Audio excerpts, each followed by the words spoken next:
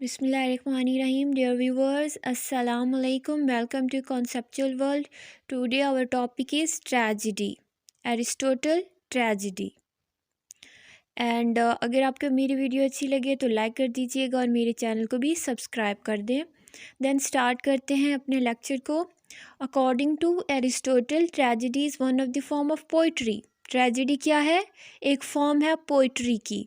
क्योंकि ये बात मैं पहले भी डिस्कस कर चुकी हूँ कि इन दी क्लासिकल पीरियड जो पोइट्री थी उसके अंदर तमाम लिटरेचर के वर्क आ जाते थे। Everything in literature is known as an poetry. In modern time, आज के दौर के अंदर जो पोइट्री है वो एक जेनर है लिटरेचर का। लेकिन जो पिछला टाइम था या क्लासिकल पीरियड हम उसको कह सकते हैं, तो वहाँ पे every genre was related to poetry. तो उसने एक वर्क है उसका पोइटिक्स। पोइटिक्स क्या है? The study of linguistic techniques in poetry and literature. कि लिटरेचर के अंदर, पोइट्री के अंदर जितने भी लिटरेरी वर्क्स आ रहे होते हैं, लिंग्विस्टिक टेक्निक्स आ रही होती हैं, तो पोइटिक्स उसको स्टडी करती है। पोइटिक्स के कोई भी, जैसे कोई भी वर्क आया है वो किसी भी फॉर्म के अंदर हो सकता है, तो ये उसकी क्वालिटी को मेजर करती है, उसके स्टैंडर्ड को मेजर करती है कि उसकी क्वालिटी कितनी है। ये 330 BCE के अंदर लिखी गई है। ये अरिस्टोटल ने खुद नहीं लिखी थी, ये अरिस्टोटल के लिटरेचर से अकॉर्डिंग और पोइट्री से अकॉर्डिंग डिफरेंट लेक्चर्स थे जिनको उनके स्टूडेंट्स ने कंपाइल करके जो है इसे एक बुक की फॉर्म के अंदर जो है इंट्रोड्यूस कराया। And this is concern how to make drama, poetry, ये लिटरेचर से रिगार्डिंग है। It is a standard to measure poetry. Then जो है आगे चलते हैं, तो इसने पोइटिक्स के अंदर कहा, इसने बहुत ज़्यादा जो है ना ट्रेजेडी को अटेंशन दी। एरिस्टोटल ने पोइटिक्स के अंदर ट्रेजेडी के ऊपर बहुत ज़्यादा बात की है। इसके अकॉर्डिंग ट्रेजेडी एक इमिटेशन होती है। थ्योरी ऑफ इमिटेशन जो एरिस्टोटल की है, इसके ऊपर मैं ऑलरेडी लेक्चर बना चुकी हूँ, आप लोग जाके उसे देख सकते हैं क्योंकि वो ट्रेजेडी के साथ बहुत ज़्यादा रिलेट करता है। तो अगर आप चाहते हैं कि आप इमिटेशन के कॉन्सेप्ट को समझें तो आपको वो थ्योरी देखना पड़ेगी, जो कि मैं पहले एक लेक्चर उसका अपलोड कर चुकी हूँ। So according to Aristotle, tragedy is imitation. What imitation? Plato को कॉन्सेप्ट हमने पढ़ा था। प्लेटो कहता है कि imitation means copy of copy, कि हम किसी कॉपी की जब कॉपी करें तो इमिटेशन होती है। बट एरिस्टोटल के according it doesn't mean that कि हम कहें कि जस्ट कॉपी हो सकती है। वो कॉपी ऑफ किसी एक्शन की कॉपी हो सकती है, करेक्टर की कॉपी नहीं हो सकती। ये हमारी क्रिएशन हो सकती होती है। It means creativity. A tragedy is imitation of an action not character. तो हम इसको समझते हैं कि imitation doesn't mean only just copy, only slavishing copy of something.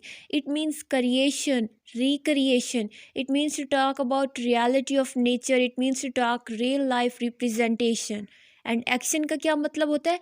Action means movement of something from one position to another.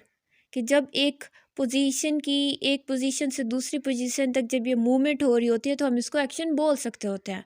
सो ये क्या था? ये इमिटेशन का कॉन्सेप्ट था जो कि अरिस्टोटल ने जो है दिया था। और वो क्या कहता है? अरिस्टोटल कहता है कि जो ट्रेजेडी होती है वो क्या होती है? इमिटेशन होती है, किसी भी एक्शन की इमिटेशन होती है।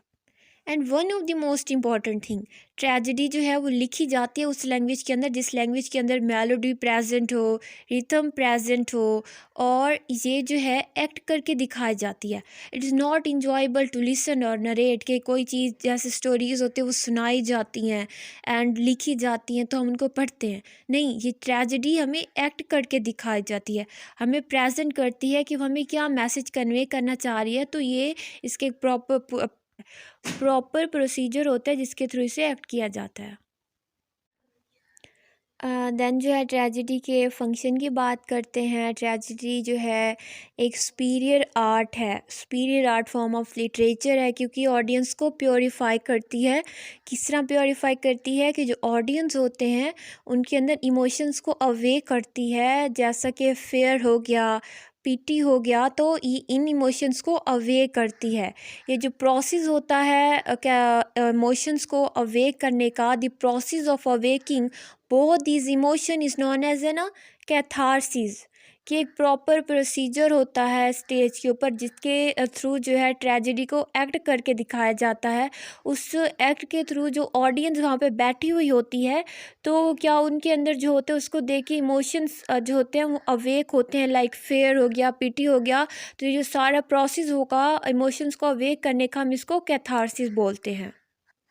देन जो है इसका हम कह सकते हैं इन वर्ड्स में भी, जो कि ट्रेजेडी का एक फंक्शन होता है वही होता है कि लर्न किया जाए। वहाँ से जो ऑडियंस देख रहे होते हैं वहाँ से वो उस चीज़ एक्ट को इंजॉय कर रहे होते हैं, प्लेयर ले रहे होते हैं। The function of tragedy is learning and gaining player. जब वो लर्न करते हैं, इंजॉय कर रहे होते हैं इस चीज़ को, तो वो क्या होती है कि उनके अंदर के जो फेयर और पिटी के इमोशंस होते हैं वो भी अवेक आउट हो जाते हैं। जब वो अवेक होते हो जो सारा प्रोसेस होगा हम इसको कैथारसिस बोलेंगे। और कैथारसिस के साथ साथ जो ट्रेजेडी का फंक्शन होता है वो ये भी हो सकता है कि लर्न करना, प्लेयर हासिल करना, इंजॉय करना। एंड कैथारसिस जस्ट ट्रेजेडी से ही नहीं हासिल की जा सकती होती। Catharsis mean effect of any piece of literature, grammar, novel, short story, कोई भी चीज़ हो सकती है इसके अंदर, कोई भी लिटरेचर का जनर आ सकता होता है। लेकिन ये जो होता है ये माइंड ऑफ रीडर पे डिपेंड करता है, या उस ऑडियंस के माइंड पे डिपेंड करता है कि वो किस चीज़ को ज़्यादा जो है प्रॉपर अटेंशन दे पा रहा है। एंड जो ये जो सारा कॉन्सेप्ट है ये क्लासिकल कॉन्सेप्ट ऑफ ट्रेजेडी है। ये आज के मॉडर्न एरा के अंदर प्रैक्टिस नहीं किया जाता। आज की जो मॉडर्न ट्रेजेडी है वो इस क्लासिकल अरिस्टोटल की ट्रेजेडी से थोड़ी बहुत एसोसिएट तो ज़रूर है, क्योंकि उसके नॉर्म्स, रूल्स एंड रेगुलेशंस इससे एसोसिएटेड है, लेकिन it is not practice in today era. In modern tragedy आज के दौर के अंदर every common person is a hero. कोई भी पर्सन, कोई भी चीज़ हो सकती है जो कि हीरो बन सकती है। लेकिन जो क्लासिकल टाइम था उसके अंदर ज़्यादातर हीरो वही होता था ट्रेजेडी के अंदर जो कि मेल जेंडर का होता था, या किसी एरिस्टोक्रेटिक, किसी किंग फैमिली से बिलोंग करता था। लेकिन in modern tragedy every common person is hero, कोई भी कॉमन पर्सन हीरो बन सकता होता है। तो ये मेन डिफरेंस आ गया है क्लासिकल ट्रेजेडी और मॉडर्न ट्रेजेडी के अंदर।